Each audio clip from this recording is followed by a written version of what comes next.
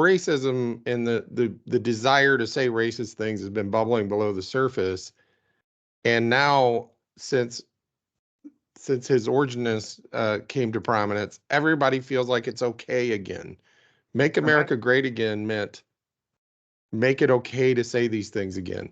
And I think it's incumbent on the rest of us to make these people feel like idiots every time they do it. In the beginning, the universe was created. This has made a lot of people very angry and been widely regarded as a bad move.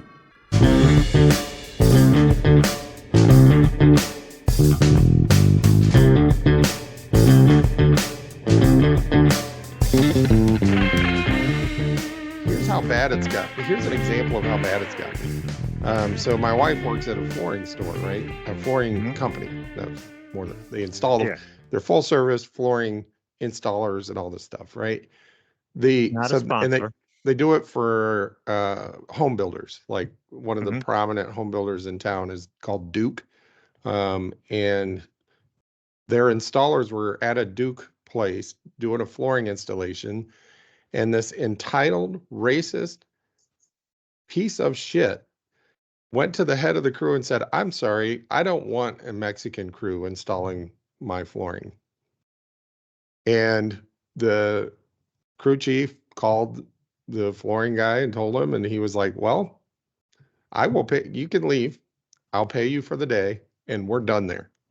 It's like, that's how she needs to be made to feel. She needs to be made to feel like, you can think it, you shouldn't, you can, but if you say something like that out loud, especially to a Mexican person, you're not getting your flooring today. And you may have trouble finding you won't have trouble in the middle of Indiana finding a flooring company that is okay with what you said. You're going to have trouble finding a flooring company that uses only white people to install your flooring, right? Because they, as racist as these small business owners are, they will find the people that they can exploit to pay as little as possible. And a lot of times those are undocumented workers. So they're fine when it comes to that. But then when the lady's like, "I don't want Mexicans installing my flooring," it's like, "Oh, we can't have that because that's all we got, because those are the ones we can exploit." They need to get up to the Chicago area. Up there, it was Eastern Europeans back in the day. I don't know if it still is, but anyway, we need to make racists uncomfortable again. MRGA, MRGA. MRGA. MRGA. That sounds too close to America. We need to work on that. Well, maybe that's a good thing, because it sounds a little bit familiar. People will be like, MRGA, that sounds familiar. I'll be like, yeah, make racists uncomfortable again. MRGA, there's no G in there. MRUCA. You can work on it. Give it to our PR department. They can figure it out. Folks, if you have any ideas, put them in the comments. That's Paul Schultz. I'm Steve Vinson. This is the Don't Panic Radio Show. So sit back, relax, and ignore the news, because nothing you are about to hear is true. No, seriously, it is like it, and part of it, you got to blame liberals a little bit too, because they went through this whole phase of, we got to be tolerant of other views. We have to tolerate other views. If you shut down the Nazis, then who's to say you're right for not shutting down the people on the left? They put so much emphasis on being tolerant to other people's views that they decided, maybe let's give these Nazis a say. No. We'll win in the marketplace of ideas. Let them. They won't become prominent because so here's the deal. People heard that and they're like, "Oh, I guess it's okay to say the N-word again." Yeah. And there's several issues I have. And you said something before we started recording. You're like, not everybody deserves a platform. And I'm like, that'd be damn right. Not everybody. If you've got a limited number of microphones in the room, right? There's nothing that says everybody deserves a turn on the microphone. There's absolutely nothing. In fact, how are you going to decide? Well, who gets to decide? I don't know. If you don't have anybody else, I'll decide. I'm pretty smart. But in general, I think we all know who should get the microphone. Yeah. Are you going to decide who's to say you're right? I am. What do you mean who's to say I'm right? I'll say I'm right. I don't care. And a lot of That's people are right. going to agree with me. And the problem isn't. So here's the thing. It's not even that they don't have a platform like the racists and the Nazis and stuff, right? Nobody, well, I would advocate for completely kicking them off and saying you're not even allowed to use YouTube, right? I'm okay with that. All right. But Right. but it's not that they're not doing that. It's that they're being promoted, right? So Mhm. our little show here, doesn't get promoted by YouTube, doesn't get promoted by the algorithms and all that because we're Mhm. not being controversial. Nothing we're saying here is or should be controversial, right? Right. But if we were on here saying the N word and how they're coming for your kids and the groomers are going to get you and like just stoking, these irrational fears and stuff, the Mhm. algorithm would promote us and Yeah. we would get a bigger audience. So it's Mhm. to me, it's not that YouTube allows them to record and distribute videos. It's that YouTube is complicit in growing their audience. And when I say And YouTube, encourages it. I Yeah. mean everybody, not just YouTube, Yeah. but Google and Yeah. and the rest of them, TikTok. I don't know if TikTok does it. I have a TikTok theory, And by the by way, which we can get to later if you want. But and by paying them because you make revenue. I'm told you make money on YouTube. I've been demonetized twice, but I ain't been monetized yet. Um, you're encouraging it. yeah. So it's just adding insult to injury and fanning the fuels and all that, all those cliches and idioms. Speaking of fanning fuels and running away from problems, see what I did there? We might need some shoes, like some good running shoes, like something that we Yeah, can run really fast in. Have you heard of any good shoes lately? funny you should ask. Insert clip here. I was on social media last night. Very interesting. As you see black support eroding from Joe Biden, this is connecting with black America because they love sneakers. They're into sneakers. They love this is a big deal, certainly in the inner city. So when you have Trump roll out his sneaker line, they're like, wait a minute, this is cool. He's reaching them on a level that defies and is above politics. The culture always trumps politics. And Trump understands culture like no politician I've ever seen. Question for you on that point, though. Yeah. Will the people that are excited about the sneakers and excited about Donald Trump, will that translate into them going out and voting for Donald Trump? Well, anybody willing to put $400 down for a pair of sneakers? Yeah, I think that's commitment and love. It's something. You're right. It's something. It's affection on some level. I don't think this is just for collectors. It's for people who want Donald Trump brand sneakers. That, again, he's connecting on a different level. How do you come back from that?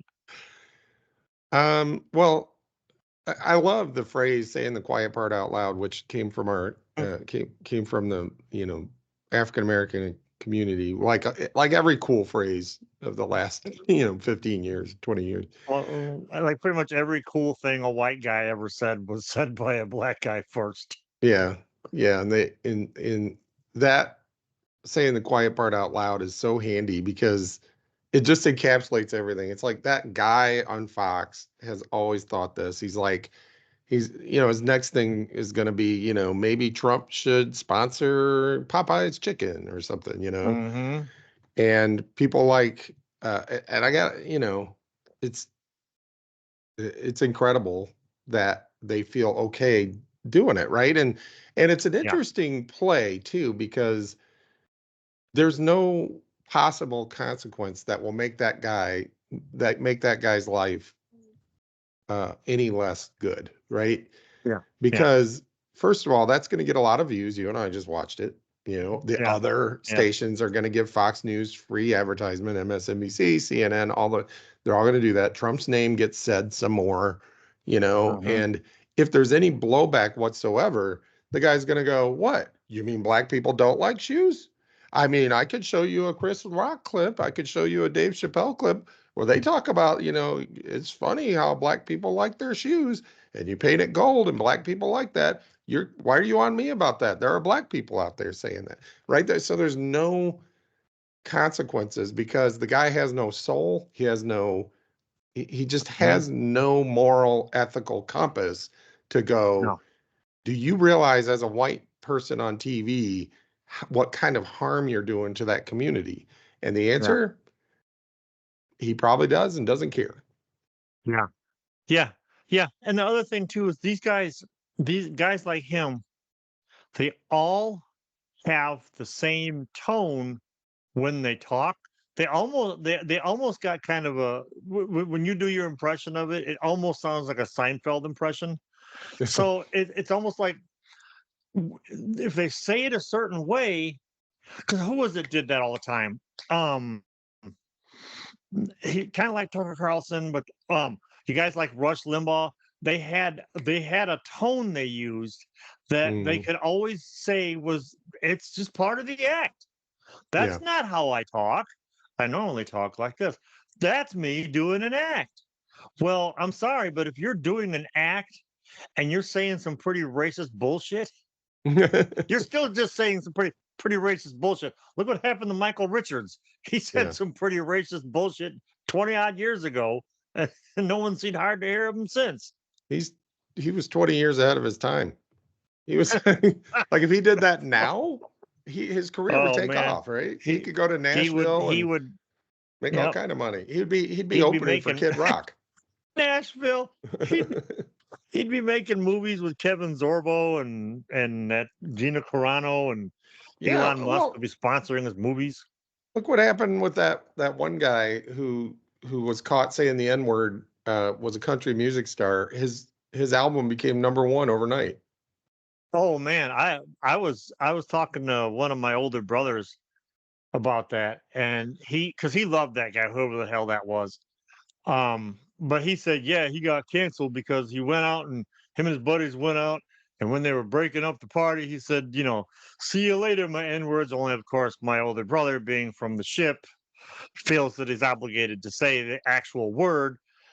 And I said, well, maybe he shouldn't have.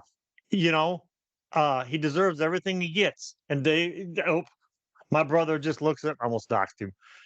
My brother just looks at me and he's like, oh, well, I can't make those jokes around you anymore. It's like, you're damn right you can't. That's right. That's right, you can't. Well, and he didn't get canceled. He went to #1 on the charts. And all these white folks are just proud of it. These people are. Yeah, that's how dumb these people are. Yep. Change the channel, Marge.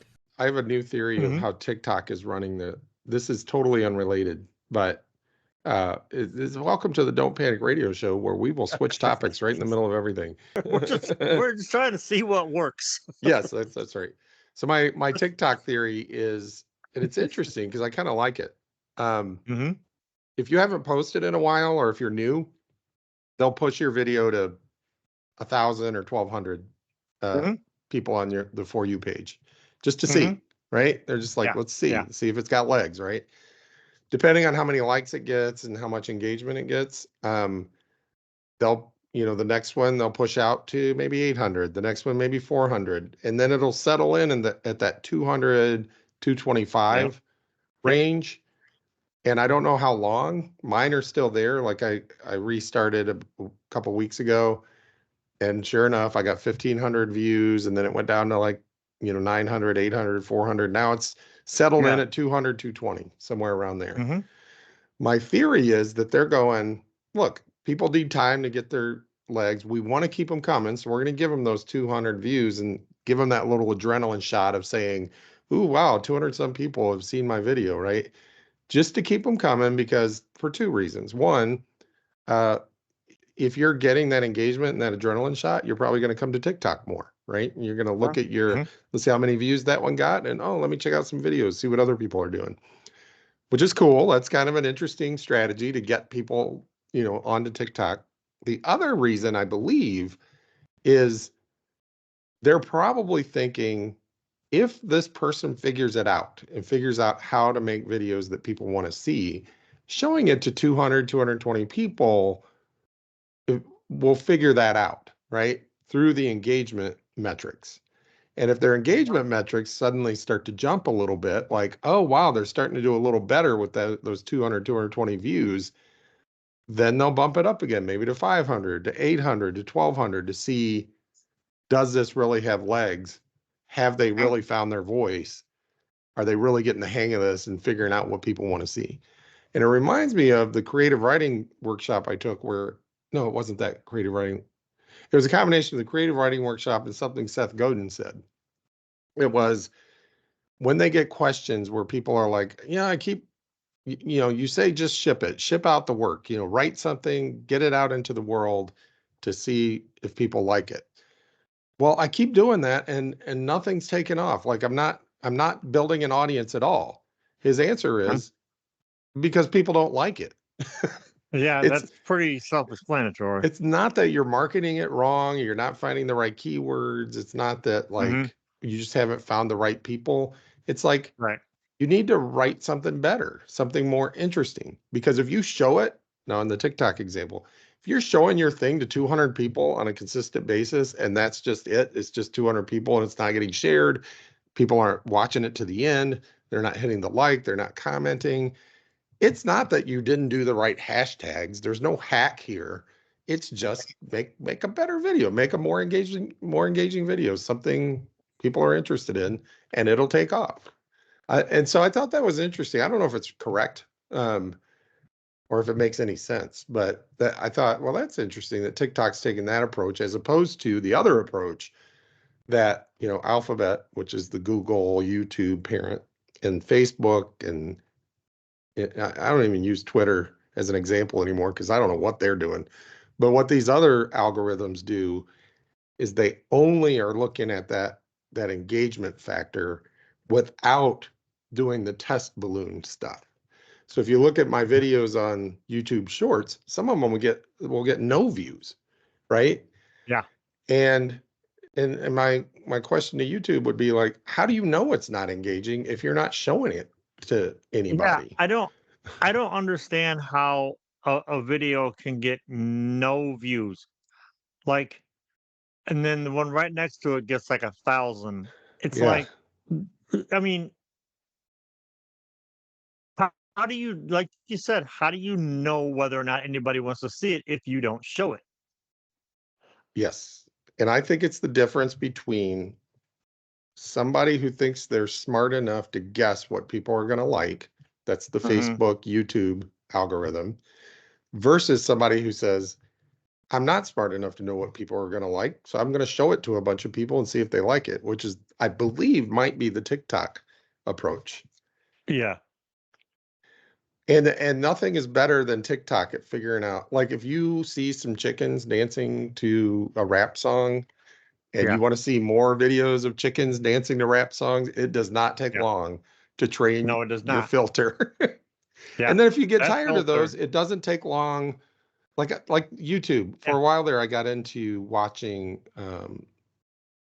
like Brian Tyler Cohen and Midas Touch Network and those as they were critiquing the Trump trials and stuff. That's all that's in my YouTube recommendations now. Like it's like there's nothing but MSNBC, all And these you liberal. can't get out of it. Right. You cannot get out. It's so mired. That's why I don't trust YouTube anymore as a YouTuber. I don't trust YouTube. I was told early on when I started doing the Dune Wizard that YouTube is not your friend. No. YouTube is there to make money. And don't even try to figure them out. And then watching Charlie Moist Critical talk about there was a stretch there last year where he was talking about all the different asinine things that YouTube was doing. It's run by clowns. It's absolutely run by clowns. Yeah. So you can't get out of that mess. You're never gonna get out of those stupid videos. I got the majority of my videos are like how to make a video videos, and I'm like, I did that like a year and a half ago. Yeah. Stop. I don't care anymore. I know how to make a video. Exactly. And then you're like, well, I'll just retrain it. I'll watch a few clips from Battle Los Angeles or Mhm. Olympus has fallen or something. But it won't. It doesn't. It Mhm. goes right back. And Yeah. TikTok seems like in 5 minutes you can train. Like when I sent you that thing where I said I'm trying to train it to see more dancing chicken videos, it took 5 minutes. The next thing you know, I got all these dancing Yeah. chicken videos. Well, I was gonna send you some, but I'm like, oh no, it's TikTok. He's already seen them, I'm sure. Like last night, for instance, last night I did some doom scrolling on YouTube on TikTok as one does, and it started to get too much because, and that's where I reached the conclusion that not everyone deserves a platform. But so immediately when it was overwhelming, I switch over to my liked videos. I watch a couple of the funny cat ones that I got. Go back, hit the refresh button, cat videos, and I'm off, and I'm happy again. Nice. That's what I love about that app. That's why every 6 months or so, the US government, and this is not a knock on Trump or a knock on Biden, this is the one area where I'll agree with the bros who say it's both sides, man. Both sides want to get rid of TikTok because their corporate overlords, their donors Yeah. are telling them get rid of TikTok because it's going to eat our lunch if we don't figure this out.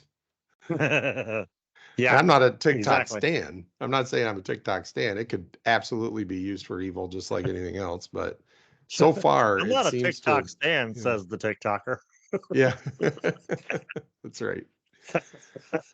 My favorite author, or one of my favorite authors, Jason Pargin, who wrote John Dies at the End. Mhm. He, it's just hilarious. He has 400,000 followers on TikTok. I don't think Mhm. any of his books have sold 400,000 copies. I think Mm. like there are tens, if not hundreds of thousands of people who only know him now as a TikToker and don't even Mhm. realize that he wrote those books. He Yeah. doesn't know either. He's just like, I have no idea what happened. Like he used to write for Cracked Magazine, so he's got the chops to write comedy and his TikToks are a little bit funny. Um, Uh, but other than them being funny, I mean, there's nothing. He's like our age, like maybe like oh, in his really? late 40s. Hmm. And he's just balding 47, 48-year-old dude making funny TikToks and Hmm. 400,000 Hey, followers. It's like, I don't know. hey, if that's what works. Yeah. Yeah, I don't know what I don't know what the magic number is to be a New York Times bestseller, but I'm pretty sure he was on there at least once. Yeah. And it's So it's surprisingly low. We'll look that up. You can yeah, probably yeah, cut this out, but I'm gonna look it up because every time I look it up, it's surprisingly low to me. yeah. How It blows me. many? It blows my mind because like how many New York Times bestsellers can there be? Because everything I ever see, read, or hear is a New York Times bestseller. It's like, how many Yeah. books do they sell? What? Okay. Oh, that's per week. To make the list, it's estimated that Mhm. novels sell from 1,000 to 10,000 copies per week, depending on competition. Median sales fluctuate between 4 and 8,000 in fiction, 2 to 6,000 in nonfiction. The majority of New York Times bestselling books sell from 10,000 to 100,000 copies in their first year. And it trails off after that. So Mhm. that was surprisingly low to me. I was like, Yeah. a Ye- bestseller currently only sells at most like 100,000 in the first year, and then it goes down after that. So probably a couple 100,000. That's a bestseller. To be a successful book and not necessarily on the bestseller list, um, probably you're only selling 800 to 2,000 copies of a book. Mhm. Yeah. So it's not really what this mythical high standard like literarian uh unattainable plateau. you know, it's not what you think it is, kids. I think it's just the way our brain works. Where, to your point, like a lot of books are on the bestseller list because every week it Mhm. changes and so there's a lot of books on there. When we think of bestseller, we're probably thinking of that 2 or 3 books a year that sell 1 million copies, probably by somebody whose name rhymes with Cleve Bring, Steve Kring. Probably rhymes with that. People like, those airport, fluff novels and stuff probably sell. Oh, to the sell. airport fluff novels are a big part of it. I watched Yeah. a interview with Harlan Ellison years ago, Mhm. and he went on and on about it, about how like that's that's that's the sweet spot. That's where you need to be, because it's the traveler grabbing the book to get on the Yeah. plane. I'm sure now it's you just download the Yeah. audio book, but yeah, that's that's what you want ultimately to be a successful writer, I guess. I is used to that sweet poo-poo spot. those.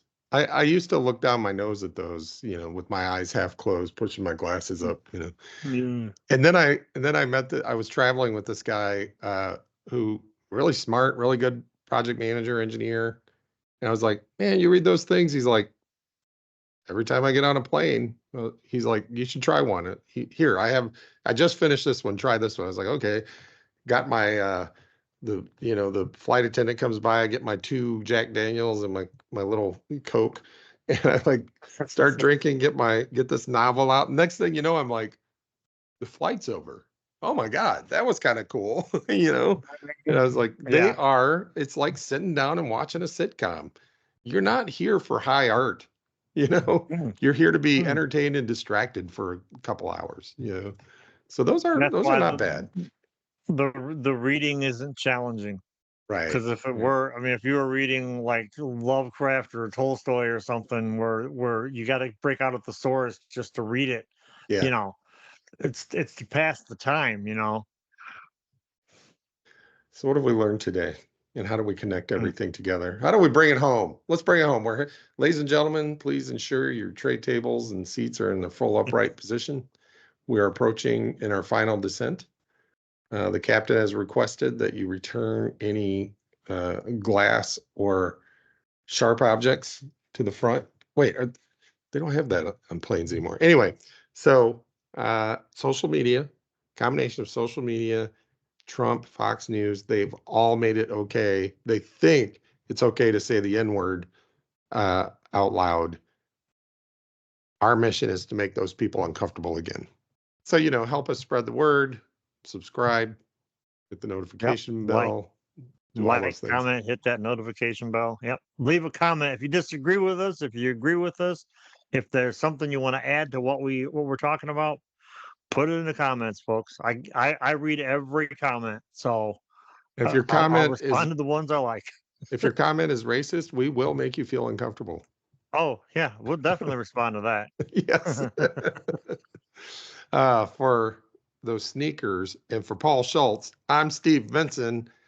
Nothing you just heard what's true.